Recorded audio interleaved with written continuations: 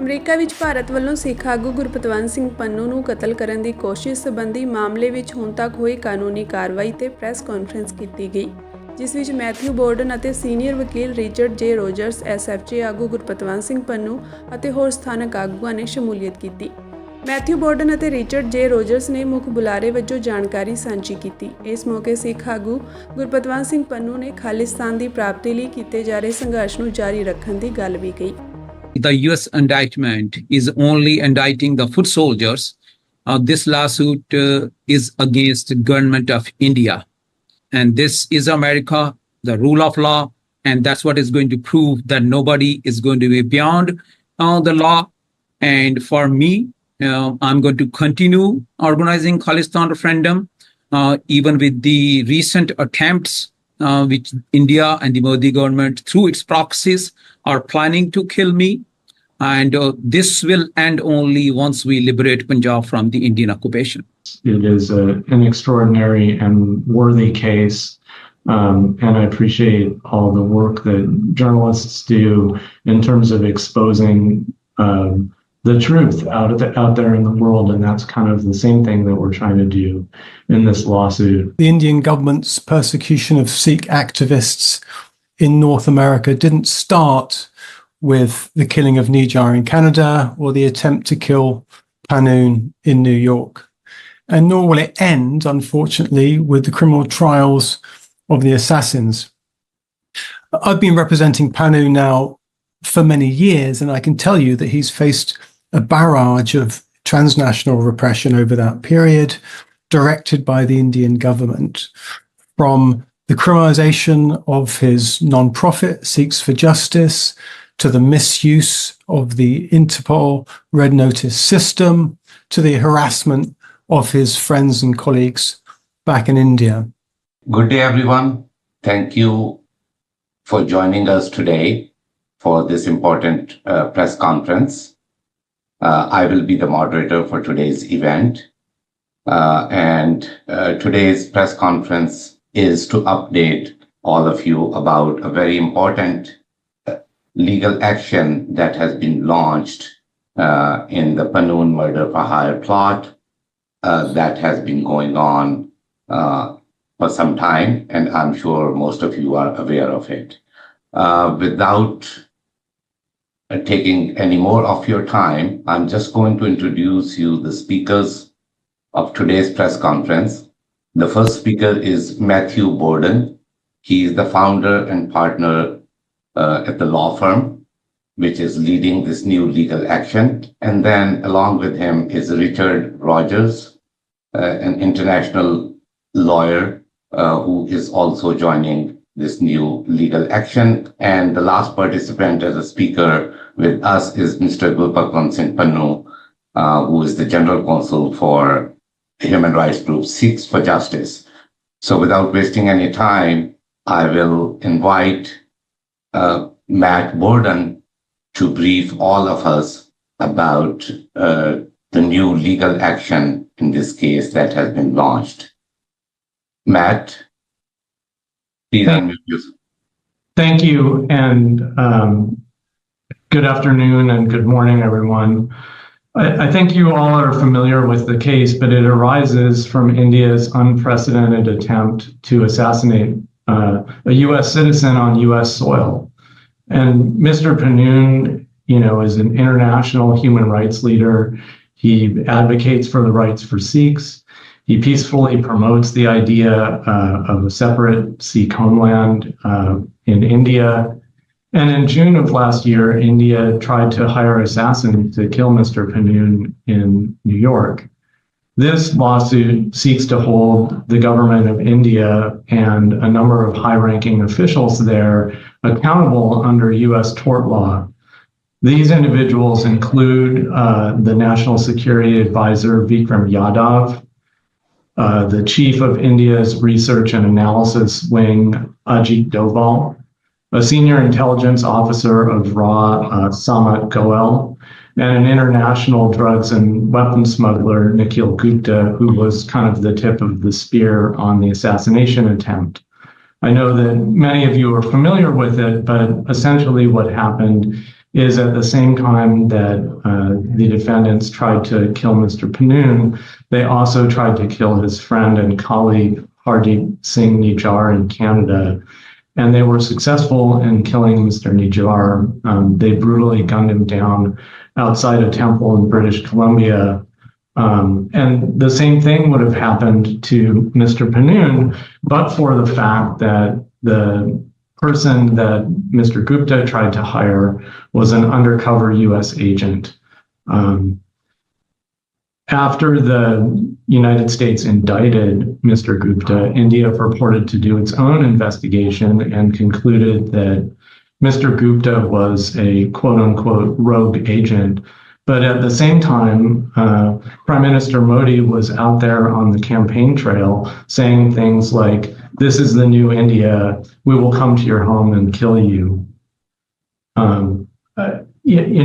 Over the last decade, I think we've seen a rise in authoritarian leaders and a decrease in tolerance for minorities and dissidents. But we haven't seen anything like this unprecedented attempt to kill a US citizen in the United States itself. This is an offense to US sovereignty. It violates the basic constitutional rights that people should have here. Violence is not a substitute for speech. Power is not a substitute for reason. And even though Prime Minister Modi might try to hide behind diplomatic immunity, the purpose of this case is to hold the people accountable for this violation of US law, this violation of international law, and this violation of basic human rights. And with that, I'd like to turn over the microphone to Richard Rogers, who is a renowned international human rights lawyer who's represented Mr. Pannun for many years. Yeah, thanks very much, Matt, and thanks everyone for joining. I'm just going to make a few key points before we go to questions. And the first point is that the Indian government's persecution of Sikh activists in North America didn't start with the killing of Nijjar in Canada or the attempt to kill Pannun in New York. And nor will it end, unfortunately, with the criminal trials of the assassins. I've been representing Pannun now for many years, and I can tell you that he's faced a barrage of transnational repression over that period, directed by the Indian government, from the criminalization of his non-profit, Sikhs for Justice, to the misuse of the Interpol Red Notice system, to the harassment of his friends and colleagues back in India. And you would imagine, wouldn't you, and you would hope that this type of abuse and the murder plots would now end, since India was exposed as being behind them. But apparently that's not what India has in mind. Prime Minister Modi has said quite recently that he wants to reaffirm his hunt for dissidents abroad. And he said, and this is a quote, "India's enemies know this is Modi. This is the new India. It can come into your home and kill you." And then only last month, the Canadian police issued more threat of life warnings to Indian activists in Canada. So anyone naturally in Pannun's position would have a legitimate fear that their life is still at risk. My second point is that the Indian policy to kill activists in North America is very clearly not a genuine effort to counter terrorist activities. Pannun was targeted because he leads the Khalistan referendum campaign, promoting an independent homeland for Sikhs. This is a peaceful, democratic process inviting the global Sikh community to vote on whether the Punjab should be an independent country. It's as simple as that. There are no guns, there is no violence, there is no threat to the Indian people. This is absolutely not terrorism. And the Indians have provided no credible evidence of any crimes committed by Pannun. And that is why, of course, that Interpol has consistently rejected India's requests to extradite Pannun and his colleagues. And that is why the US and Canada have told India that the campaign is covered by free speech. And finally, the murder plot, as Matt mentioned, is part of a worrying trend of transnational repression by autocratic states who target their own diaspora communities abroad, whether it's Russia or Saudi Arabia or India. And unless Western countries and the institutions like the courts take a strong position to protect their citizens, then we're bound to see more and more political assassinations in the future. So the case that Pannun filed this week is asking the US courts to send a message to would-be violators that US citizens will have the protection under US law. That's all, and I think now we can take some questions. Thank you, Richard. Before we move on to Mr. Pannun, I just wanted to take a second of your time and let everyone know, as you have heard, that press conference is to announce the filing of a civil lawsuit against the government of India related to the murder for hire plot that was orchestrated by the government of India and foiled by the US authorities, in which a US citizen was attempted to be assassinated. Thank you all for joining us today. All the journalists, we really thank you all. And I also want to thank Matt Borden's team for working hard on this, filing this complaint, and Mr. Richard Rogers, our old friend who successfully defended me before Interpol. And you all know through US indictment that Modi government's agents attempted to assassinate me on account of organizing the global Khalistan referendum for Sikh people's right to self-determination. This lawsuit, which is a landmark complaint against government of India, its officials, its agents and proxies, is about protecting the freedom of speech and holding accountable India's Modi government, which believes in violently suppressing the dissenting political opinion. And this is about rule of law, in which no individual and no government, including Prime Minister Narendra Modi's government, is above the law. Holding Modi governments and heads of India's NSA and RAW accountable before the US court will establish the principle of rule of law. This is about democracy and right to advocate self-determination through peaceful means of referendum. This is about holding Modi government for its crimes of transnational repression against pro-Khalistan Sikhs. And this is also about exposing India's decades-long disinformation campaign against pro-Khalistan activists and labeling them as terrorists for peaceful advocacy of Khalistan at home and abroad. And Modi government, I'm fully aware that your government is still working on plots and attempts to assassinate me through your agents and proxies. But no amounts of threats and assassination attempts can stop me, and I will continue to organize the global Khalistan referendum for voting for liberation of Punjab from the Indian occupation. If the cost of independence is death, I'm ready to face it. Thank you all. Thank you, Mr. Pannun. And once again, thank you, Richard and Matt, for the briefing. Now we will move on to the next segment of today's press conference. And we would like to take questions from the journalists one by one. And we have a quite decent amount of people who are listening to us right now. So I would request everyone to raise their hand and I could take their questions and unmute them one by one. Let me see. Murtaza Ali Shah. Mr. Shah, could you please unmute yourself? And if you have a question, please go ahead. And I will direct your question to one of the attorneys of Mr. Pannun. Okay, can you hear me? Yes, we can hear you very well. Thank you. My question is to Mr. Pannun's lawyers. I have seen the claim that you have launched today at the New York court.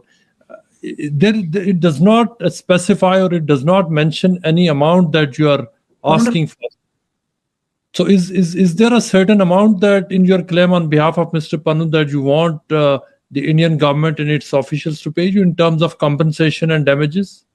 The amount of damages that we're going to seek in this case will be proven at trial. And that's typically the way it's done here. There's a lot of harm that's been done to Mr. Pannun in terms of all the security that he's had to engage in terms of the ongoing threats to him.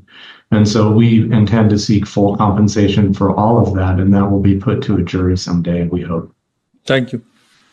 So we have a few other hands raised, so I'll go in the order that we received them, the request. So the first one is Chuck Chiang, Mr. Chiang, and then after that, Mr. Mercer, Greg Mercer, and then Naomi Canton.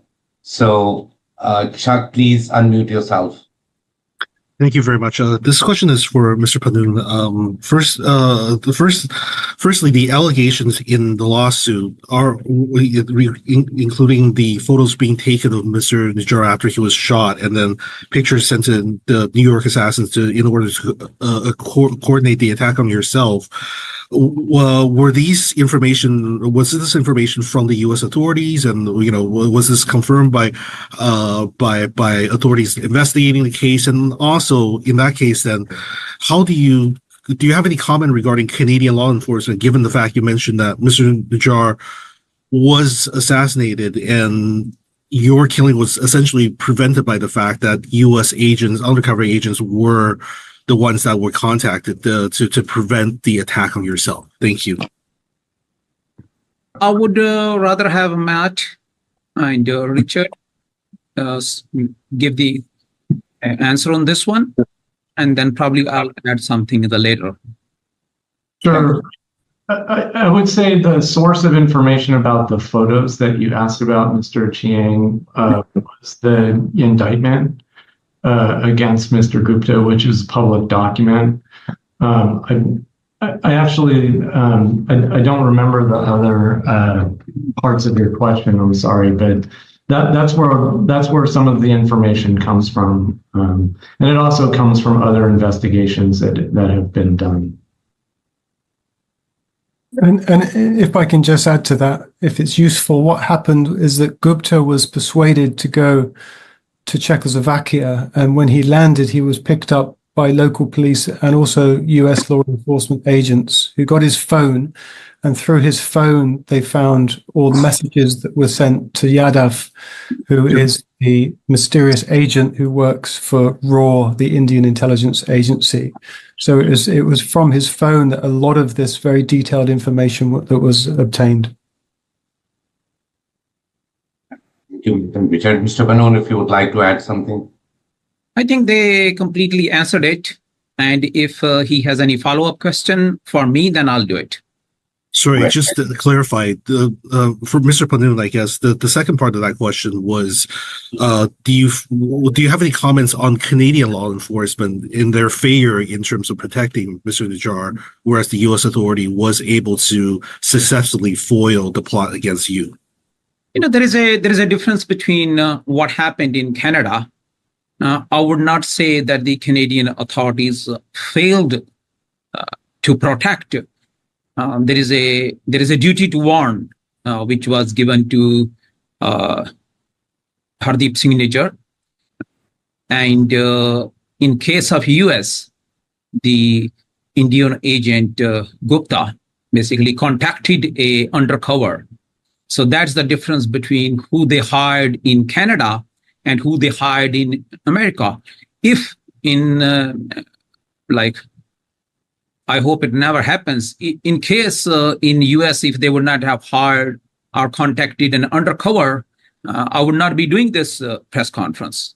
And just to continue on that one, as Matt and Richard has stated, the Indian Modi government's attempt to assassinate me and kill me didn't stop. It hasn't stopped just because they have been exposed.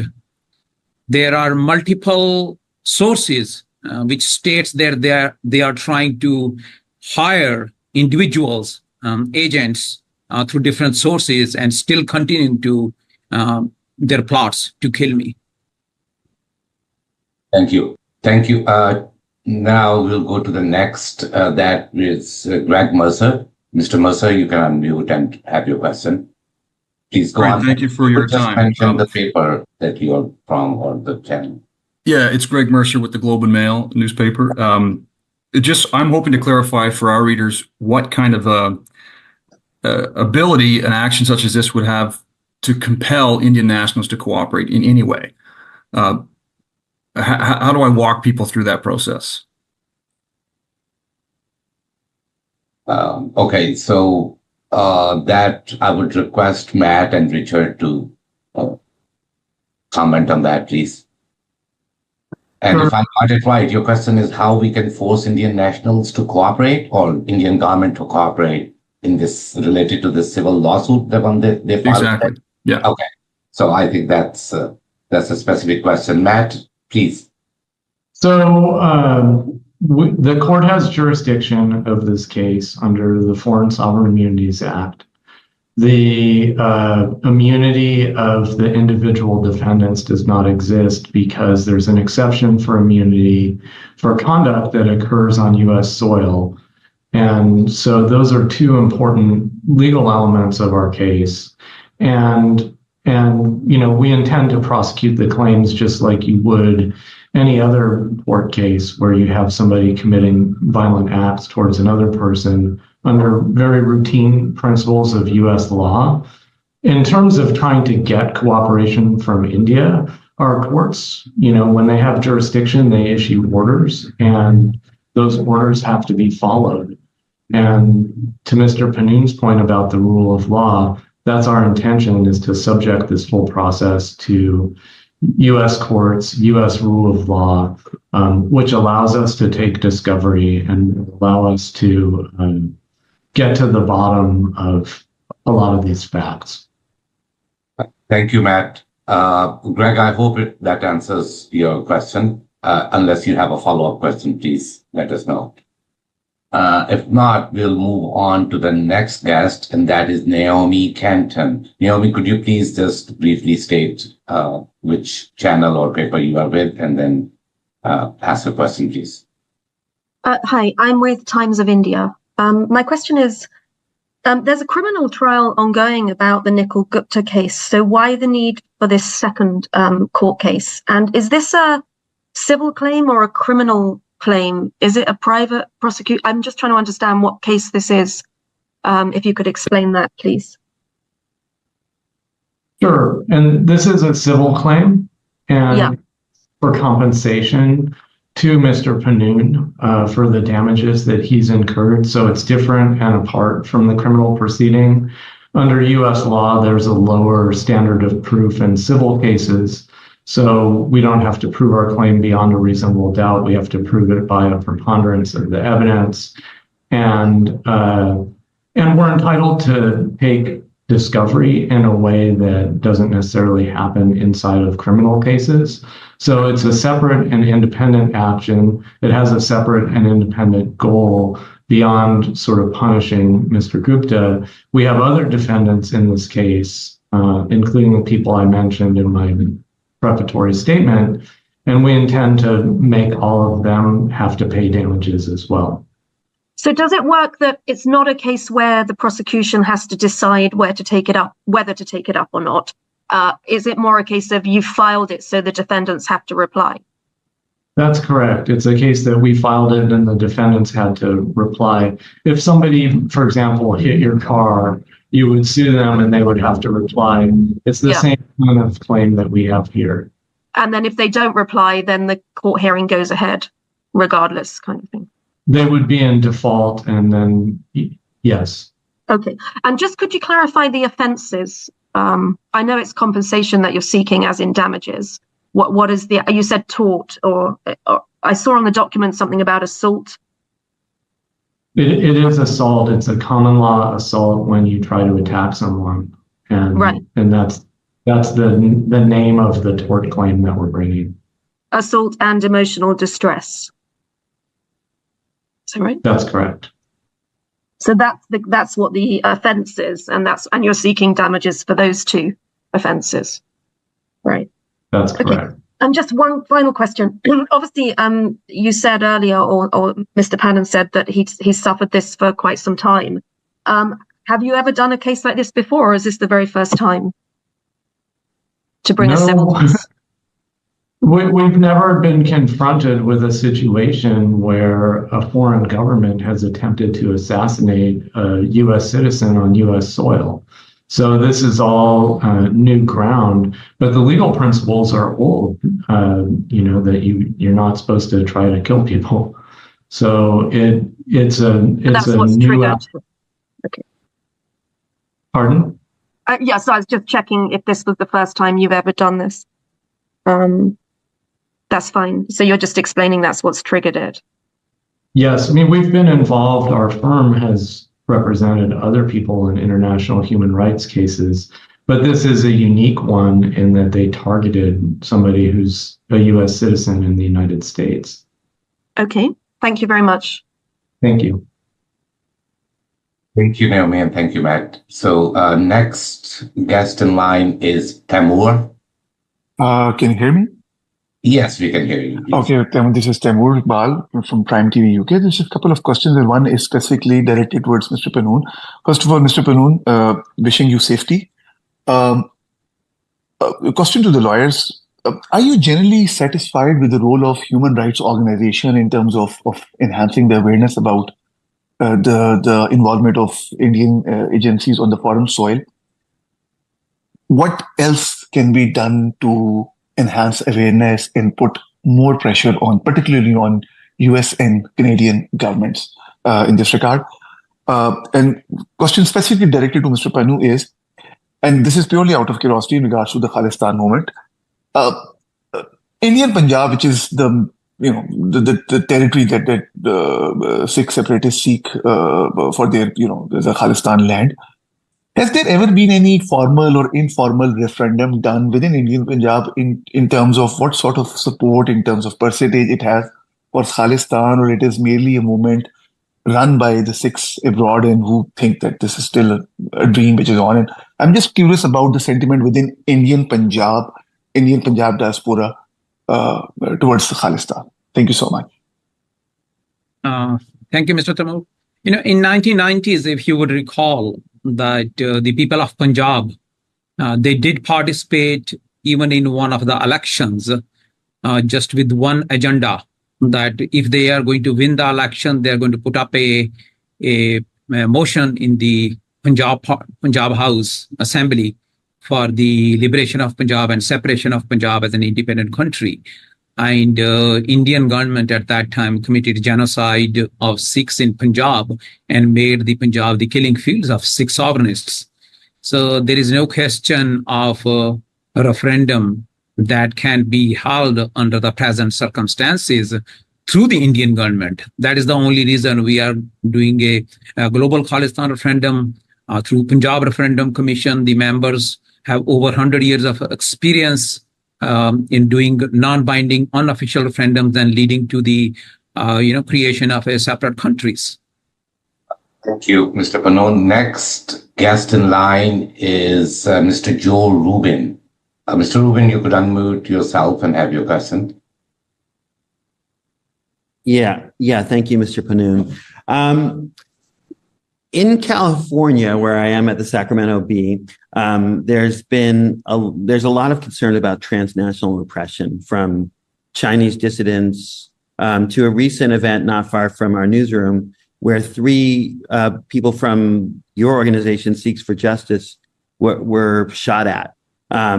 Do you have any additional thoughts as to whether you think that was an issue of transnational repression? And also, I wanted to see if there's any comment. We had a bill in the California legislature, a transnational repression bill, which passed the state assembly 73-0. It also passed every committee unanimously, but it was killed in an appropriations committee recently. And the only opposition that I was able to see was from kind of Hindu-based nonprofits, Hindu kind of rights nonprofits. And I'm wondering, if there are thoughts about what is happening in terms of the political space in the United States, and if there's concern about how our politics are being affected by sort of the broader transnational repression concern. Mr. Pannun? Yes, thank you, Mr. Ruben. Your question has already given part of the answer, which is that who was against that transnational bill? Basically, Indo-American Hindus who have taken an oath of allegiance to the U.S. Constitution, but even today, they are more loyal to the Modi's ideology of violent suppression of freedom of speech and expression. And this particular foreign interference amounts to transnational repression. And they have made it very vocal that we lobbied to kill this bill. So this is a direct foreign interference which the Biden administration or the US administrations in future, they have to look into it and stop all this. So Mr. Rubin had asked the question about the attack in Sacramento, and I don't know if Richard wanted to say anything about that too. Yeah, I think, I mean, obviously we're monitoring that situation in Sacramento, but we don't want to jump to conclusions. But obviously it looks like there's a distinct possibility that, again, this is an assassination attempt orchestrated by India, but it's really too early to tell. But what I can say on that broad point is that this is very complicated for the United States because, of course, they have a delicate relationship with India. They need to keep India on side as a bulwark against China. So it makes things extremely complicated. So I think that most of the chastising is going on behind the scenes rather than in public. And of course, several very senior US officials flew to India when this was exposed, and I'm sure they had some very difficult conversations while they were there. Of course, we're not privy to what those were. And Canada, of course, is a different matter. Which is, the U.S. justice system takes a while, and the cases have sort of initial stages. And so the first stage of this case is this filing of the complaint, the accusing the defendants of wrongdoing. And then the next phase will be to take discovery, where we get documents and depositions and phone records and things like that to help prove our case. And then at the end, there would be a trial. So all of that takes a considerable amount of time. So it's hard to say exactly how long, but there will be, events along the way, but probably a couple of years. This is for the US administration and Biden administration to see if they want to have any dialogue with the Modi government on this transnational repression. But as for the Sikh community, we crossed lines with India after June 1984 when they attacked Darbar Sahib, committed genocide of Sikhs in November, and extrajudicial of killings of the Sikh sovereignists in Punjab. The only agenda and the only goal we have is the independence of Punjab. If anyone from Indian government or the Indian political side, they want to discuss that one, that is the only option that we have on table when they would like to hold an official referendum, and what will be the formalities for that. I'll just be very brief. Thank you all for taking an interest in this. It is an extraordinary and worthy case.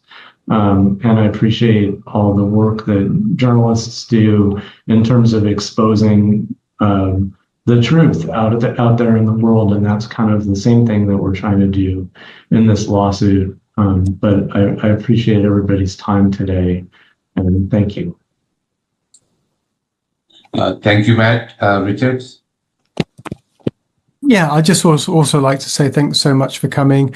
I would urge you to read some of the Washington Post investigations. I think you can get a lot more information from that in conjunction with the complaint that we have filed. And you can get a much better understanding of the defendants, Yadav and Goel and Doval, and the role of the government of India. It's quite a complex assassination plot, but there's been an awful lot of very detailed information thanks to the arrest of Gupta. So I hope that you keep following the case and doing the good work of exposing the truth. Thank you very much. Mr. Pannun? Yes, I will say that this is a landmark complaint that has been filed against an authoritarian Modi regime who have started believing with the actions and the inactions of the, I would say, US, Canadian, and European Union nations that he is beyond law. But that is one of the main reasons that while the US indictment is only indicting the foot soldiers, this lawsuit is against the government of India. And this is America, the rule of law, and that's what is going to prove that nobody is going to be beyond the law. And for me, I'm going to continue organizing Khalistan referendum, even with the recent attempts which India and the Modi government, through its proxies, are planning to kill me. And this will end only once we liberate Punjab from the Indian occupation. Thank you.